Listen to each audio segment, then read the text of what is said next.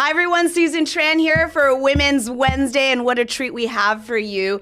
We have a social media founder of Sisterhood. We have Melanie Sanders joining us, and if you've been on the socials, you have seen Melanie and all her We Do Not Care Club. I'm so excited and thrilled to have a chance to chat with you. Yes, thank you so much for having me and the We Do Not Care Club. I'm going to just play a short clip of how this all started back in May of 2025. So let's take a quick listen.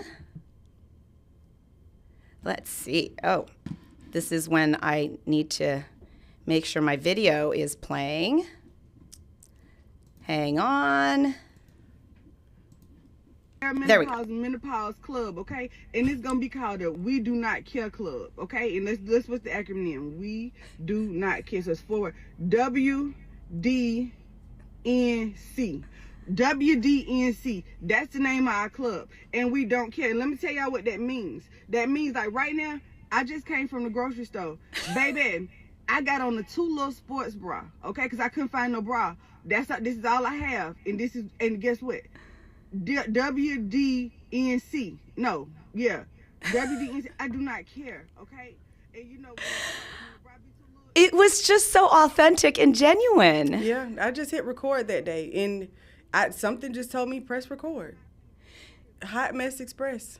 You had been making videos and kind of talking about, raising 3 boys and being married and kind of just regular life stuff. Mm-hmm.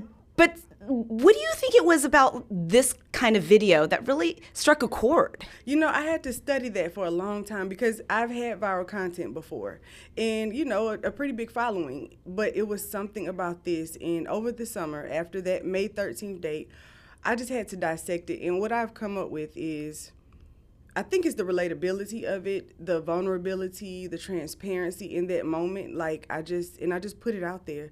And that's, I think, what us women just need at this point. Just put it out there. Who cares? Yeah, and what's funny is I did kind of a deep dive of your videos. I just kind of wanted to see, what you were doing. And I think the day before, you had this other video that kind of resonated with me. I watched it, and it was this. we have to go through all and it was the day before. Right? Yes. Was that the day before? I think so. Yeah, it probably was. Right. And you're drawing things, and you're like, listen. Okay, y'all, this is Zero Expectation Day. This is Zero something Expectation women have Day. to go through. I had to do some flashcards because I forget what I'm saying a lot. From the ages of 11 to... I woke up today. I didn't sleep well. I yelled at my husband. I don't know why.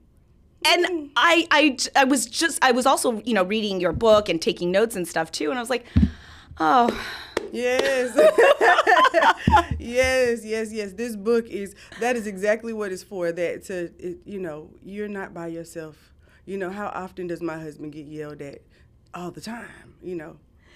It happens. Do you think it's these videos, just how simple you have made it for all of us to kind of gather around has just resonated with so many people? Yeah, it's definitely is resonating. And it's freeing, it's liberating just to be able to know that, number one, you are not by yourself in this. It is so many of us in midlife and beyond, perimenopause and beyond. We're going through, our bodies are changing. Those hormones, one minute we're happy, one minute we're frustrated. We go through so much, and it's you know what? It is what it is. We do not care. Did it feel liberating at the time for you as well when you made the videos or when you got the responses? And that was the part that I had to study because if you go back and look at older material that I made, I've just always just been Melanie, just being Melanie. Yeah. And it was definitely rewarding, I would say months after. I was really nervous when all of this happened because it was I just pressed record to see who wanted to join the club with me. I didn't know I was gaining, after that video, on each of my platforms, I was gaining over 100,000 followers per day. So it wasn't like a one-time, thing or that just went viral. It was no, we need you. And I'm oh boy, have I opened my big mouth self did today. It was a lot for me to take in, to be honest. Because I didn't give your full bio of this. You have 2.2 million followers on Instagram, 1.5 on TikTok, and between the Facebooks and the YouTubes, it's like 4 million on social media. People Magazine's Creator of the Year, all within 1 year, maybe even it's 8 months. It's funny Yeah. because the book was released on January the 13th, and that video was May 13th, so it's 8 months exactly. Did you ever think in your wildest dreams something like this would happen? No. My mission on social media has always been to strengthen, inspire, and encourage.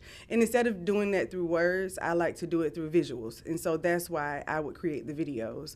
But I never knew. I never knew that anything to this magnitude could ever happen. And when you are kind of doing those videos, were you always a funny, entertaining person? It's so funny because people ask, am I a comedian? And it's like, no, my brain just does its own thing and my mouth does too. And I just go with it. So not trying at all. Okay. Yeah, that's a talent that some people, take classes for or try real hard. Yeah, no, I honestly don't. Like, it's like in that video we just saw with me with the robe on, that was me that day. And I just said, you know what, let me just do a little visual and show what it looks like to the woman, from being a kid, a little girl, to starting her period, to where we are in midlife, and beyond, like the evolution of a woman. Wow. And I'm just gonna hit record. All right, we are talking to Melanie Sanders from the We Do Not Care Club. Stay with us. We will be right back. Welcome back to Women's Wednesday. We are joined by Melanie Sanders from the We Do Not Care Club, and what a joy to have you. And thank you so much for taking the time. I mean, you've been on the Today Show, CBS Sunday Morning. You've met all of these celebrities. Yeah, I finished up Drew Barrymore, Sherri Shepherd, Today Show. Today, what did we do earlier? The DC, a lot. I've done a lot. So my husband keeps me in line though. We were talking about your book, and you went from May 13th of putting up that post that we were talking about you in a parking lot, and then 8 months later, your book is released, and you have this incredible following. Halle Berry tweets at you. Did you ever anticipate that this book would bring about that much attention? No, and when my following started to grow, you see a lot of blue checks, and I am so all over the place in my mind. People will have to tell me because, I started to get hundreds and hundreds of DMs per day. Ooh. And just to be able to look to see how many people were following me and, celebrities and anybody, it's overwhelming. It's definitely overwhelming. And you weren't necessarily seeking that. No.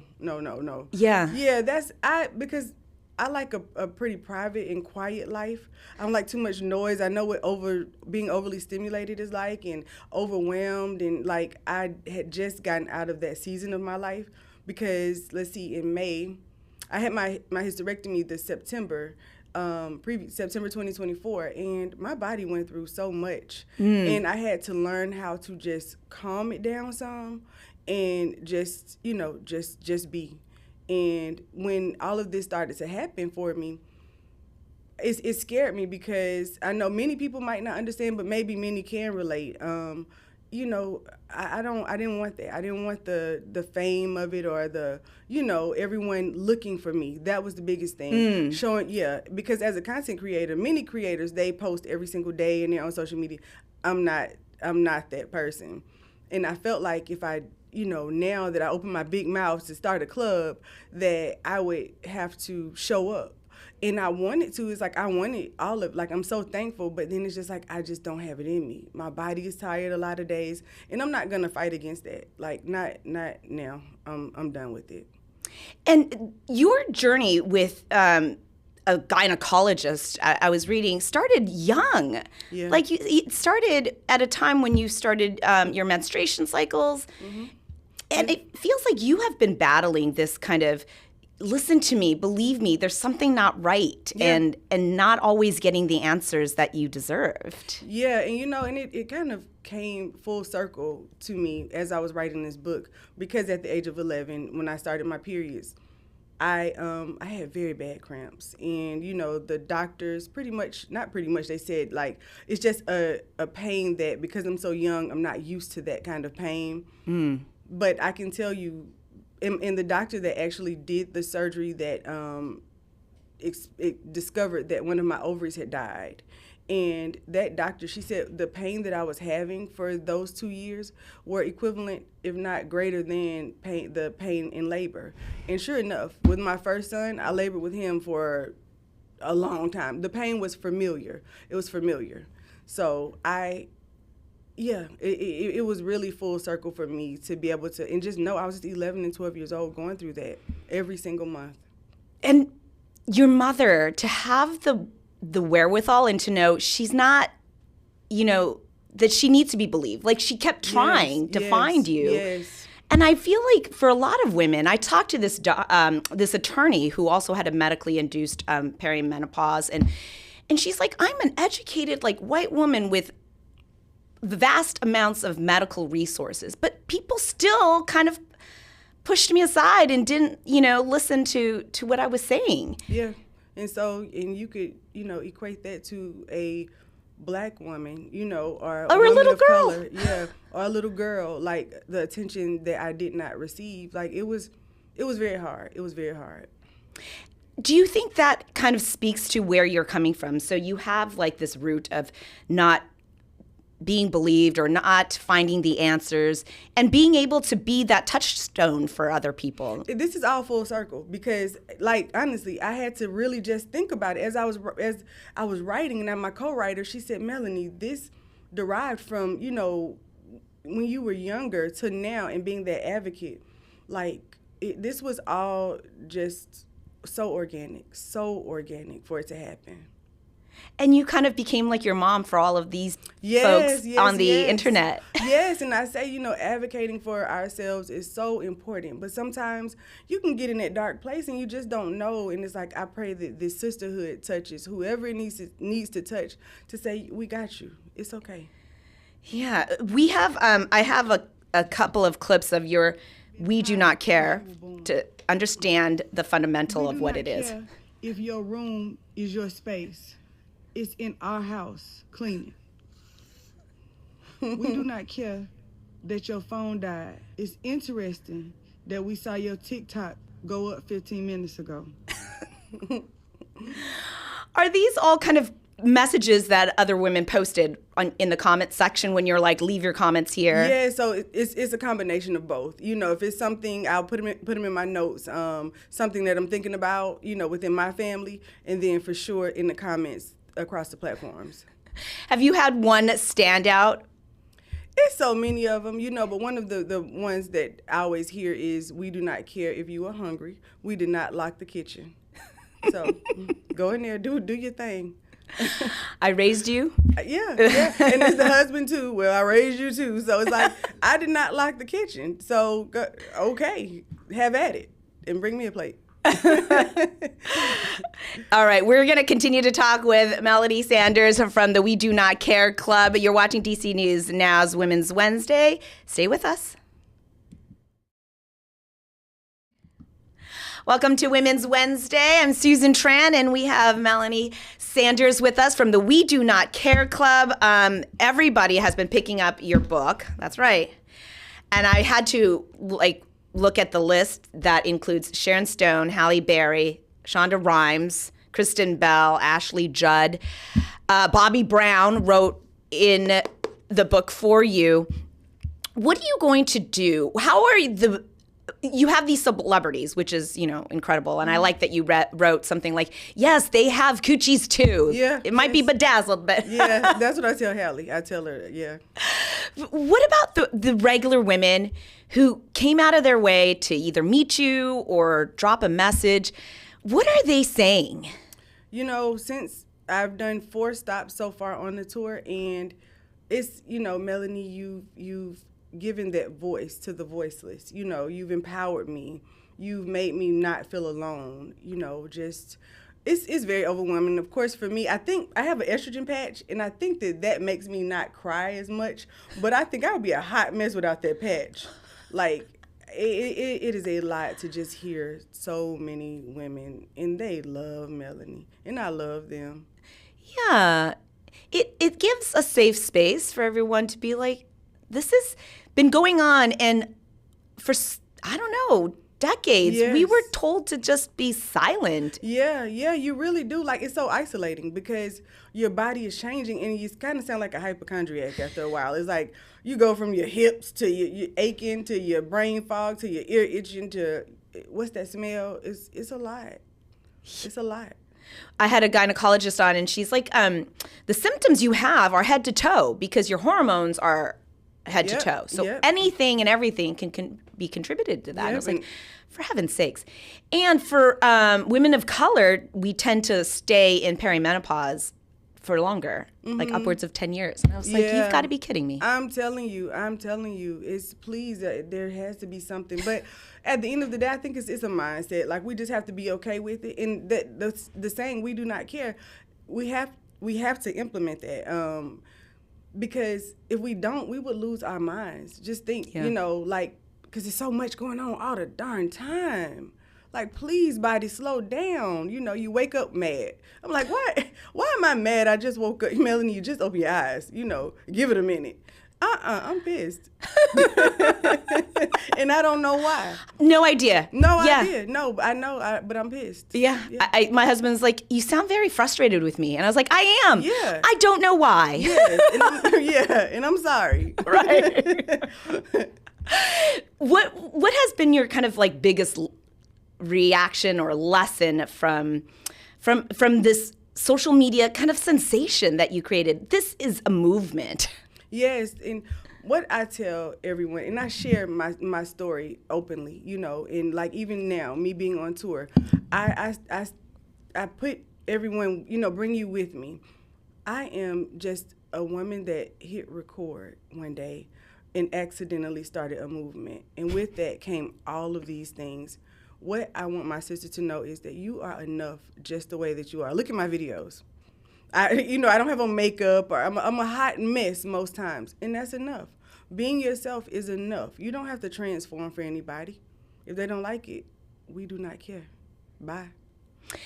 Do you think that having that kind of slogan, "We do not care," did give you kind of permission to not feel the weight? Because it did sound like you were feeling a little overwhelmed by all of the attention and maybe the expectation even. Yeah, for sure. Yeah. The expectation, the attention, you know, I'm learning to be better with it, but I do kind of like a quiet life, not too much going on.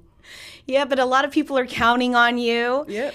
And I was I met Big O. We can see him in. Oh no, we can't. But he has a. Did you ask him to write something, or how did that come about? Because I just love that he ended it with saying thank you for letting those that love you learn more and show up better. I thought, well, yes, show up for us, encourage us. Yes, he's been such a trooper through this whole thing, and since my body started to change like this, I'm just thankful. I'm thankful for it all. Did you have him write it, or? Oh yeah, no, he wrote that, and even in the audiobook, he said that he read it out loud. Okay, Yeah. But it wasn't like he was like, hey, Melanie, I want to say something. No. Okay. I thought it was appropriate for him Yeah. if he wanted to. At first, I thought he was going to say no, he didn't want to, but Right. he did. He wrote it, and when I read it, in the audiobook, I started to cry, and I was like, okay, Melanie, tighten up, girl, tighten up. But it was very sweet. It was very sweet. It was, because it was kind of just acknowledging that I see you and I see all the challenges. Mm-hmm. And stay back. Just, Yeah.